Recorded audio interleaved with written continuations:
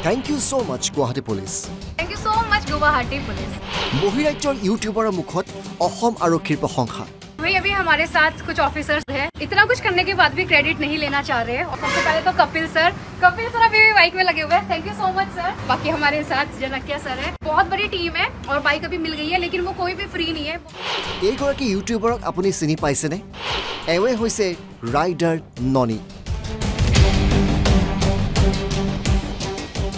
কিছুদিন পূৰ্বে এইগৰাকী ইউটিউবাৰ গুৱাহাটীলৈ আহি আহুকালৰ সন্মুখীন হৈছিল।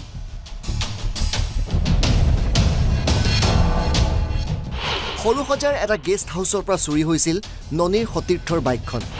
সেয়া আছিল 5 মাৰ্চৰ কথা। তাৰ পাছতে সামাজিক মাধ্যমৰ জৰিয়তে মুখ্যমন্ত্ৰীৰ অসম আৰক্ষীক বাইকৰ সন্ধান কৰিবলৈ আহ্বান জনাইছিল ননীয়ে। বশিষ্ঠ থানাত ৰুজু হৈছিল গোচৰো। গোচৰৰ পাছতেই ক্ষিপ্ৰতাৰে বাইকৰ সন্ধানত নামিছিল অসম আৰক্ষী। সন্ধান ওলাল অৱশেষত ননীৰ সতীৰ্থৰ বাইকখন।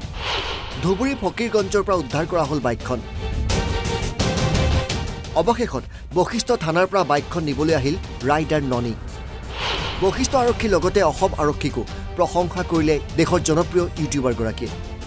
तो भाई अभी फाइनली हम लोग पुलिस स्टेशन पहुंच गए और यहाँ पे हमें अपनी बाइक का फर्स्ट लुक देखने को मिला है। तो मैं आप लोगों को दिखाना चाहूँगी कि भाई बाइक की क्या कंडीशन है। और अभी कुछ लोग सोच रहे होंगे कि ये तो मेरी वाली बाइक नहीं है। तो भाई ये मेरी को राइडर की बाइक है, जो कि मेरी इस राइड में मेरे ही काम के लिए मेरे साथ राइड करती है। और मेरी जितनी भी वीडियो का काम और एडिटिंग का काम होता है वो इसी बाइक के और इस राइडर के जरिए होता है। तो इस बाइक की रिस्पॉन्सिबिलिटी भी मेरी रिस्पॉन्सिबिलिटी होती है, क्योंकि मेरे रिक्वेस्ट में और मेरे काम के लिए ये बाइक मेरे साथ है।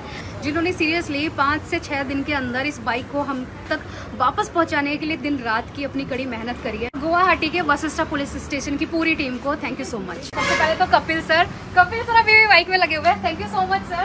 बाकी हमारे साथ जनकिया सर है। बहुत बड़ी टीम है और बाइक अभी मिल गई है, लेकिन वो कोई भी फ्री नहीं है। वो बाकी के अपने केस में लगे हुए हैं। प्लीज सर लोगों के लिए एक लाइक कर दीजिए और एक एप्रिसिएशन वाला प्यार से कमेंट कर दीजिए। Thank you so much Guwahati police. ইপিনে এই ঘটনাক লৈ প্ৰতিক্ৰিয়া ব্যক্ত কৰিছে মুখ্যমন্ত্ৰী সদনৰ মজিয়াত। এগৰাকী ছোৱালী অসমলৈ আহোঁতে বাইক চুৰি হ'ল। He is a international traveller. আমি কি কৰিব লাগিব? মনে মনে মুখ্যমন্ত্ৰীক গৈ ক'ব লাগিব যে মুখ্যমন্ত্ৰী ডাঙৰীয়া, বাইকখন চুৰি হৈছে, আমাৰ অসমৰ বদনাম হ'ব দেই, আপুনি 2 দিনত ওলাই দিয়ক। আৰু এই 2 দিন আমি ক'তো এই কথাটো নুলিয়াম, যাতে আমাৰ অসমৰ বদনাম নহয়। This is how we should conduct our self for the new আছে। অসমৰ বেয়া কথা লুকাই দিয়ক, কিন্তু মোৰ ৰুমত আহি মোক একাউণ্টেবল কৰক যে মুখ্যমন্ত্ৰী মহোদয় 72 ঘণ্টা আপোনাক সময় দিছোঁ, আপুনি 72 ঘণ্টাৰ ভিতৰত বাইকখন উলিয়াওক, আৰু নহ'লে ছোৱালীজনীক নতুন বাইক এখন চৰকাৰৰ পৰা কিনি দিয়ক, আৰু এই 3 দিন ছোৱালীজনীক আমাৰ অতিথিশালাত ৰাখক, কাৰণ আমাৰ ষ্টেটৰ বদনাম হ'ব নোৱাৰে। এছেম্বলিত যেতিয়া কথাবোৰ ওলাই প্ৰতিদিনত লিখে, কৰ্ণাটকৰ যিজন ছোৱালী ৰাতিপুৱা ল'ৰা ইনফোচিছত কাম কৰিব যায়, তাক কানাডা মানুহ এজনে সোধে, আৰে তোমাৰ আসাম মে তো বাইক ভি চুৰি হৈ যাতে, আৰে তোমাৰ আসাম মে তো ইয়ে হতে। আমাৰ সন্মুখত আমি কোনখন অসমক বিশ্বৰ বৰসভালৈ লৈ যাম? আপুনি সঁচাটো অসমৰ ভালৰ কাৰণে ক'ব নক'ব, ডেট ইজ ইয়ৰ মেণ্টেলিটি। ননীৰ বাইক চুৰিক লৈ গৰম হৈ পৰিল বিধানসভাৰ অধিৱেশন। বিৰোধীয়ে বিষয়টোক লৈ উভতি ধৰিছিল মুখ্যমন্ত্ৰীক। বিৰোধীক প্ৰত্যাহ্বান জনাই মুখ্যমন্ত্ৰীয়ে ক'লে, মোৰ আজি ঘৰত কিবা এটা ঘটনা হৈছে স্বামী আৰু পত্নীৰ মাজত, সত্য। বাহিৰত কম নে নকম, ল'ৰাজনে বাহিৰত ক'ব নে নক'ব, that is left to his justification. মই কেছ দিব নোৱাৰোঁ। প্ৰতিদিনে যিটো কথা লিখিছে সঁচা লিখিছে, মইতো কেছ দিব নোৱাৰোঁ। কিন্তু লিখিম নে নিলিখিম তাৰ প্ৰতিয়ে প্ৰমাণ কৰে যে মই জননী জন্মভূমিক কিমান ভাল। মাননীয় অধ্যক্ষ মহোদয়, আজি বাইকখন ওলালে, নামকেইটা কোনে চুৰি কৰিছিল ক'লে আপুনি হয়তো অলপমান ক'বতো লাগিবই, কাৰণ সঁচা ক'বই দিছে।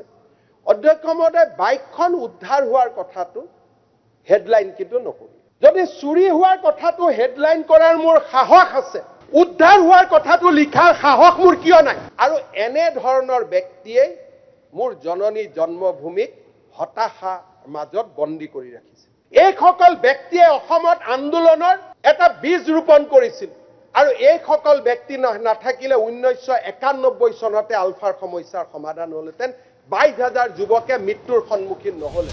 কোৱা হয় শেষ ভালেই সকলো ভাল। এই ইউটিউবাৰগৰাকী বাইক চুৰি আৰু আৰক্ষীৰ ভূমিকাই চৰকাৰ আৰু অসম আৰক্ষীৰ প্ৰতি থকা জনতাৰ যি আস্থা সেয়া অধিক গ্ৰাহক কৰিলে। Bureau report NB News।